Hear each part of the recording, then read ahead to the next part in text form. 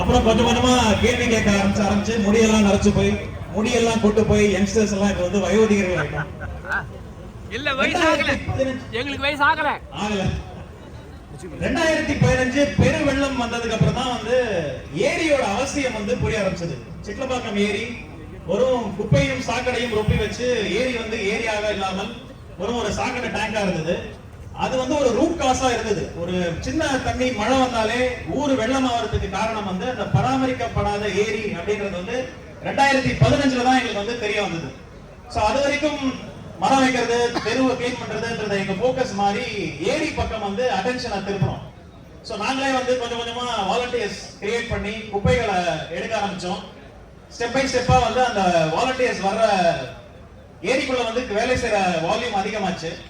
ஒரு கட்டத்துல வந்து ஒரு மக்கள் இயக்கமா வந்து மெதுவா மாற ஆரம்பிச்சது. ஏன்னா இங்க வந்து அந்த ஏரியின் அவசியம் புரிய ஆரம்பிச்சது. அந்த கேள்விகள் வந்து தொடர்ந்து எழுதணும், பெட்டிஷன் போட்டோம், சிஎம் செல் போட்டோம், மீடியா அட்டென்ஷன் கிரியேட் பண்ணோம். ஏரியை காப்பாத்தினாதான் வெள்ளம் வராதுன்ற அவசியம் தெரிஞ்சதுனால அந்த போக்கஸ் அதிகமாயிட்டே இருந்தது. எங்களோட லக்கோ என்னமோ தெரியல, அரப்போரோட அசோசியேஷன் வந்து ரொம்ப முன்னாடியே எங்களுக்கு கிடைச்சது. சோ 2015 அந்த போக்கஸ் ஆரம்பிச்சது. 2017 ஒரு மக்கள் இயக்கமா முன்னெடுக்க ஆரம்பிச்சோம். கேளு சென்னை கேளு 1.0 முதல் நிகழ்வு நடக்கும் போது நாங்க வந்து அந்த விஷயங்கள்லாம் பேசணும். இங்க இருந்து எங்க ஊர் பிரச்சனைகளை வந்து பேச ஆரம்பிச்சோம். அரப்போர் வந்து ஒரு ஆடிட் பண்ணி அவங்க ஒரு முன்னெடுப்பு எடுத்து அடுத்த கட்டத்துக்கு கொண்டு போனாங்க.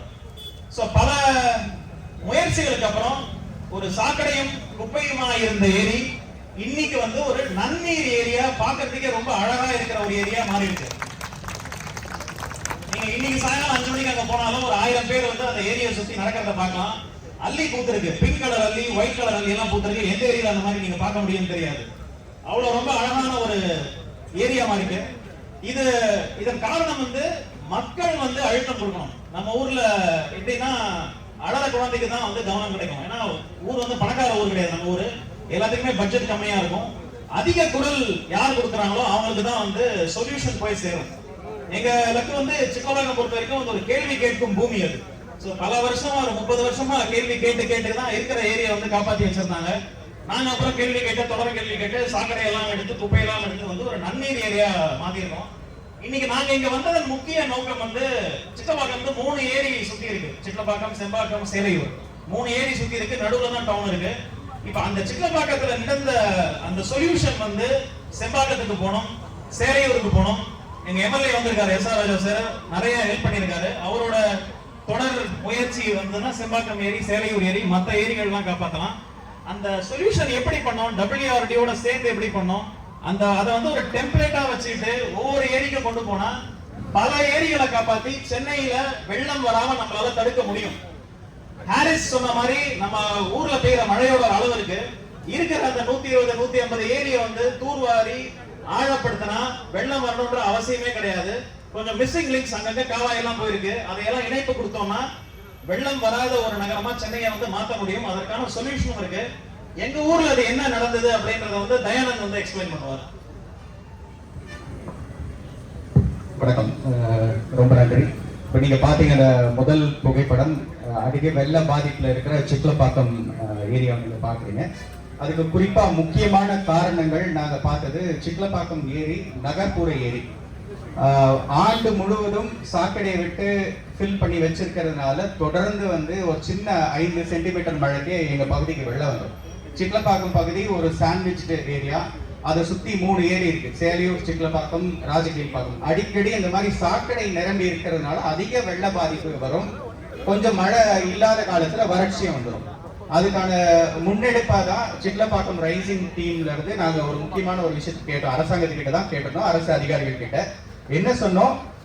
First deflect, train, diesel and Deepan. இதுதான் ஒரு 4 விஷயம் தான். Deflect, train, diesel and Deepan. So ஒரு ஏரி இருக்கு, சாக்கடை விட்டு ஃபர்ஸ்ட் அதை அந்த மாசுல இருந்து காப்பாத்துங்கன்னு டிஃப்ளெக்ட் பண்ண சொல்லி இன்லெட் சூயிஸ் கேட் அரேஞ்ச்மெண்ட் வந்து அந்த ஏரியில உருவாக்கி இருக்காங்க. அதுல இருந்து பெரிஃபரல் இன்டர்செப்டார் ட்ரெயின், ஒரு தடுப்பு கால்வாய், கழிவுநீர் தடுப்பு கால்வாய் அமைச்சு கழிவுநீர் சுத்திகரிப்பு நிலையத்துக்கு கொண்டு போங்க அப்படின்னு சொன்னோம். 2020 நீங்க பாத்தீங்கன்னா இந்த ஏரி முற்றிலுமா காஞ்சிருச்சு.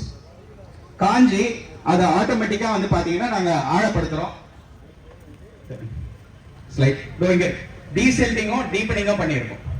ஸோ இந்த ஏரி கிட்டத்தட்ட ஒரு 20 ஆண்டுகளுக்கு மேல டீசில்டிங்கோ டீப்பனோ பண்ண முடியாது. இது குறிப்பா வந்து டீசில்டிங் பண்ணுவாங்க எல்லா ஏரியிலும், இது பர்டிகுலரா டீப்பனிங்கும் பண்ண சொன்னோம். இது என்னன்னா டீப்பன் பண்றதுனால இந்த ஏரியினுடைய rain water holding capacity 7 million cubic ஃபீட்ல இருந்து இன்னைக்கு 12 மில்லியன் கியூபிக் ஃபீட்டா மாறி இருக்கு.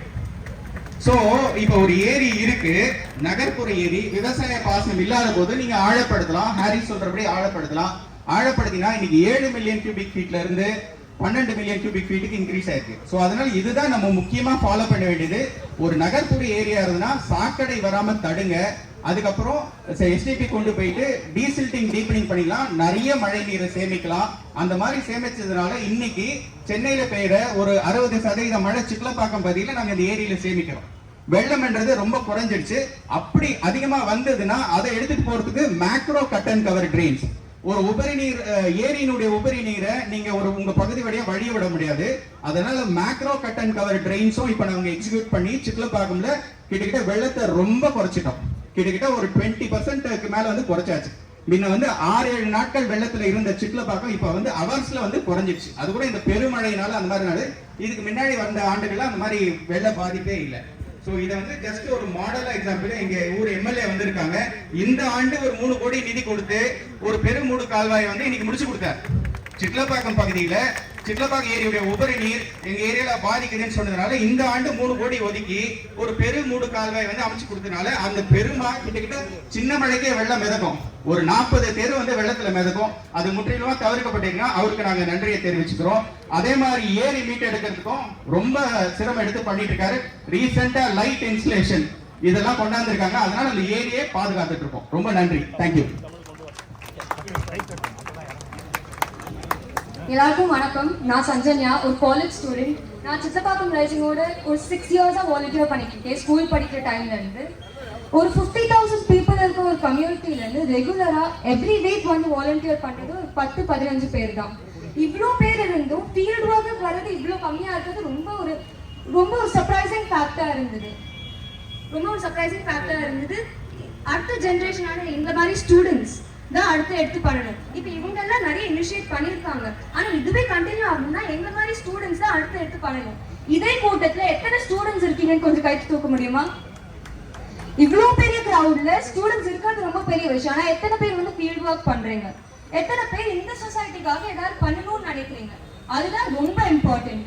அதனால லைக் கேள்வி கேட்க ஆரம்பிங்க. That's the most important part. என் படிக்கிறதுக்காக if not you who, if not now when.